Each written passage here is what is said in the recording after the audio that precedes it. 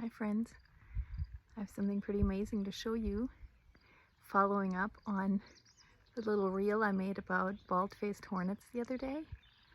This is perfect for pollinator week.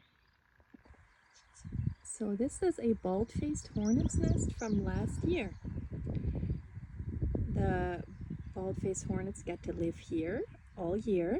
This is part of the bee barn.